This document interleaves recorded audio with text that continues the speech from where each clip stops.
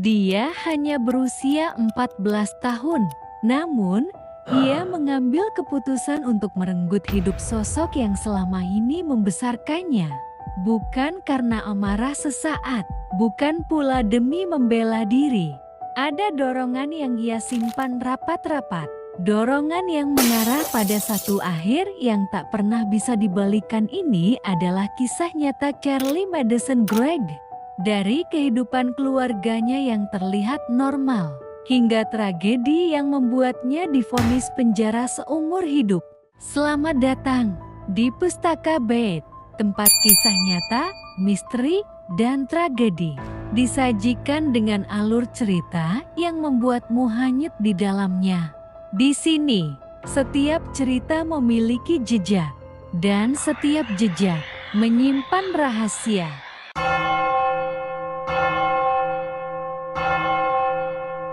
Charlie Madison Gregg lahir dan dibesarkan di sebuah kota kecil di Mississippi, Amerika Serikat.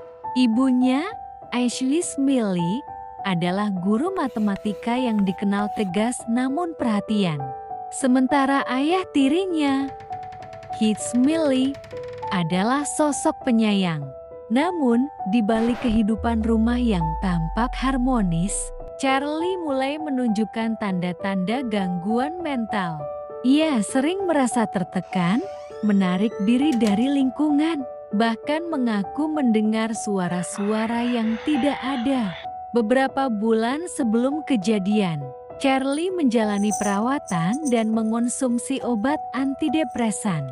Menurut catatan medis, obat itu membuatnya merasa mati rasa secara emosional, seolah kehilangan koneksi dengan dunia di sekitarnya.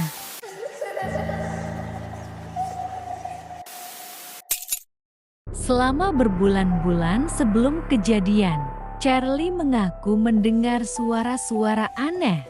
Awalnya hanya samar, seperti bisikan yang datang di malam hari. Kadang terdengar memanggil namanya, kadang memberi perintah-perintah aneh. Bisikan yang tak pernah berhenti seolah datang dari sudut-sudut gelap rumahnya. Bisikan itu tidak seperti suara manusia biasa, dingin, berat, dan memerintah. Kadang terdengar samar di malam hari, kadang begitu dekat, tepat di telinga, membuatnya terbangun dengan jantung berdegup kencang. Menurut keterangan di persidangan, di hari kejadian bisikan itu menjadi semakin keras. Tidak lagi sekadar berbisik, melainkan teriakan memaksa, membakar amarah, memutarbalikkan pikirannya. Ia merasa seolah ada sesuatu yang berdiri di belakangnya, mengatur setiap gerakannya. Dan ketika darah tertumpah, suara itu diam. Bagi hakim dan juri, ini mungkin sekadar alasan yang dibuat-buat. Time. We're asking you to find her not guilty by reason of insanity. However, the prosecution maintained that her actions were not that of a mentally ill person. I put 3 in my mom, and I got 3 more waiting for my stepdad. You think that sounds like an insane person? No. Tapi bagi sebagian orang, pengakuan ini membuka pintu pada sesuatu yang lebih gelap, sesuatu yang tak bisa dijelaskan dengan logika. Apakah ini murni gejala gangguan mental, atau ada sesuatu yang lain yang tidak bisa dijelaskan secara logis? Yang jelas, bagi Carly, bisikan itu adalah satu-satunya hal yang ia dengar sesaat sebelum menarik pelatuk.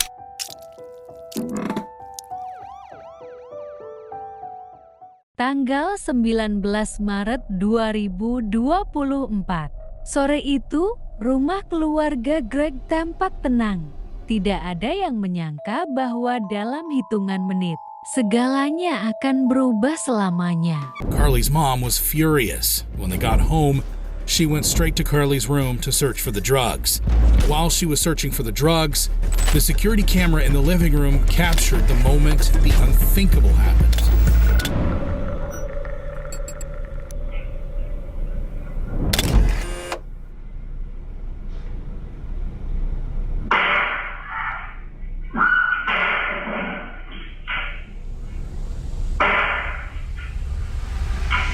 Charlie pulang ke rumah. Ia masuk ke kamar ayah tirinya dan mengambil revolver kaliber 357 Magnum. Dengan langkah tenang, ia menuju kamar tidurnya. Ashley, sang ibu, berada di kamarnya saat itu. Dengan hati berdebar dan amarah yang tertahan, ia menggeledah kamar. Charlie mencari marijuana setelah mendapat laporan bahwa putrinya menggunakannya. Tanpa ekspresi, Charlie mengangkat senjata dan melepaskan tembakan. Kemudian, tembakan kedua, tembakan ketiga. Setelah melakukan penembakan, Charlie tidak melarikan diri. Ia kembali ke kamarnya, mengambil ponsel, lalu mengirim pesan kepada temannya. Pesan itu berbunyi, "Apakah kamu jijik melihat mayat?" Ketika temannya bingung, Charlie menulis lagi, mengajak datang ke rumah. After shooting her mom, Carly texted her friend to come over and check out what she did. Dengan santai, ia menawarkan untuk melihat korban. Teman Charlie terkejut, matanya kosong diterpa horor yang tak terbayangkan. Ia langsung pergi, tak menoleh ke belakang. Beruntung, ia bukan korban berikutnya. Charlie tetap diam. Senyum tipisnya tak bergeser, seolah menikmati pemandangan itu. Setelah itu dia mengirim pesan kepada ayahnya. Pesan itu berbunyi, "Apakah kamu segera pulang?" Begitu pintu terbuka dan ayahnya melangkah masuk. Tanpa ragu, dia mengangkat senjata. Letusan memecah keheningan dan peluru itu menghantam leher ayahnya. Ayahnya berhasil menyingkirkan senjata dari tangan Carly. Jantungnya masih berdegup kencang saat melihat putrinya berlari meninggalkan rumah. Carly's plan was to get rid of her parents. So she took her mom's phone. Pretending to be her mother, she texted her 39-year-old stepfather, Heath Smiley, asking him to return home.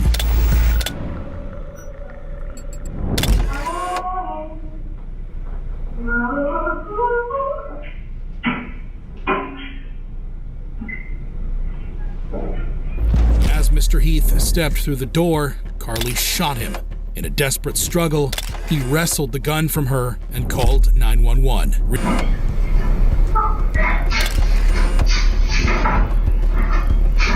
Dengan tangan gemetar, ia menekan nomor darurat, memanggil polisi.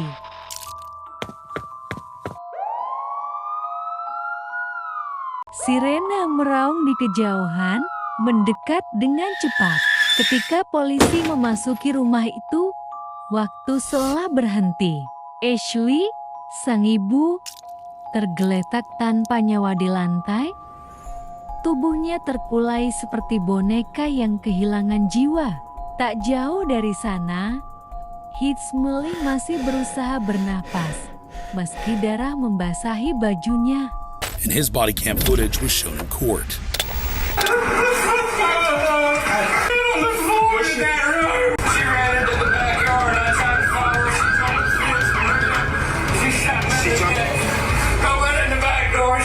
Shoot me. What's her name? Carly Gregg. Carly Gregg? How old is she? 14. She'll be 15 next month. A few minutes later, the officers arrived and met an injured and devastated Heath. The EMTs treated him for the bullet injury and eventually wheeled him to the hospital. Di ruang keluarga, tergeletak sebuah revolver. 357 Magnum senjata yang beberapa menit lalu menjadi saksi bisu tragedi ini. Charlie ditemukan hanya beberapa blok dari rumah. Wajahnya datar, tanpa amarah maupun penyesalan saat petugas memasangkan borgol di tangannya. Carly was arrested a few hours later. Alright, sweetie. Look. Let me see him step out real quick for me. Alright. Hey, so what I'm gonna do is I'm gonna move on around to the front of you, okay? I'm gonna move the handcuffs around to the front of you. Okay. Alright. Alright, so what we're gonna do here is we're gonna swab your hands, okay? Right. Pemeriksaan ponsel Charlie membuka fakta lain. pesan-pesan yang ia kirim setelah kejadian yang terdengar dingin, nyaris tak manusiawi. Bersama kesaksian Heath, bukti ini menjadi pondasi kuat bahwa Charlie menembak, bukan karena panik, tetapi karena memang menginginkannya.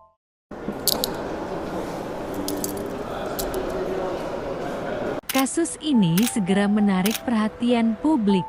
Remaja 14 tahun diadili sebagai orang dewasa. Jaksa menuduh Carly melakukan pembunuhan berencana. Upon Carly coming inside the house, she walks straight to her parents' bedroom.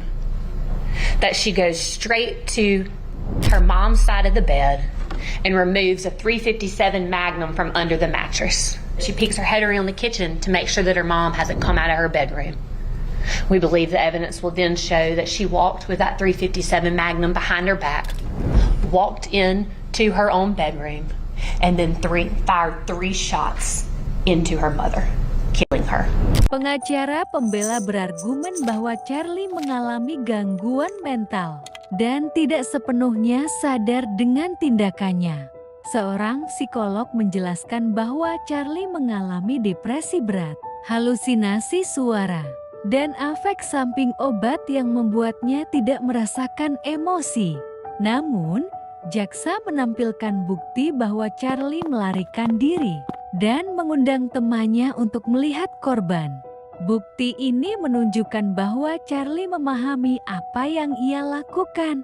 Carly had been suffering from a mental illness that Carly was not aware on March 19th that she had a mental illness, that Carly's parents who lived with her were not aware that Carly was suffering from a mental illness, that Carly's close friends who saw her at school every day were not aware that Carly was suffering from a mental illness, because it's hard to look at a person and understand that they have a mental illness. It's hard to look at a person and know that they have a mental illness. While the events on March 19th were tragic, the events on March 19th were not intentional. Selama persidangan, diputar rekaman panggilan darurat ke-911. Calm down. What's your name?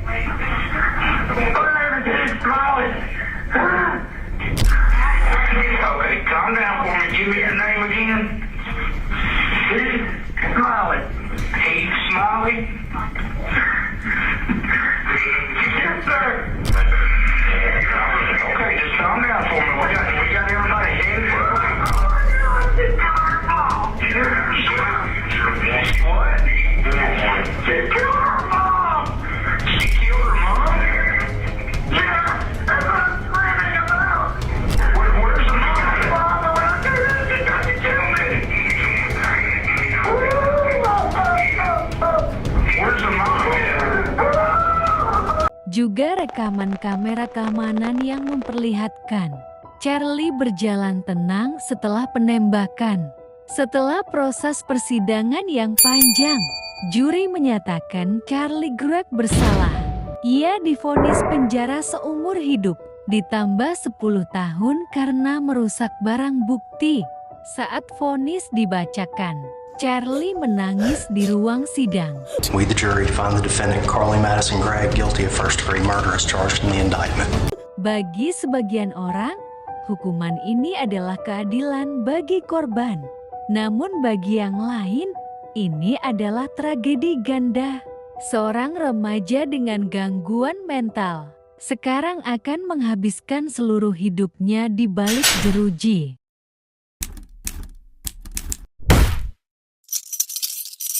Satu sisi, secara moral, vonis itu dianggap sebagai bentuk keadilan.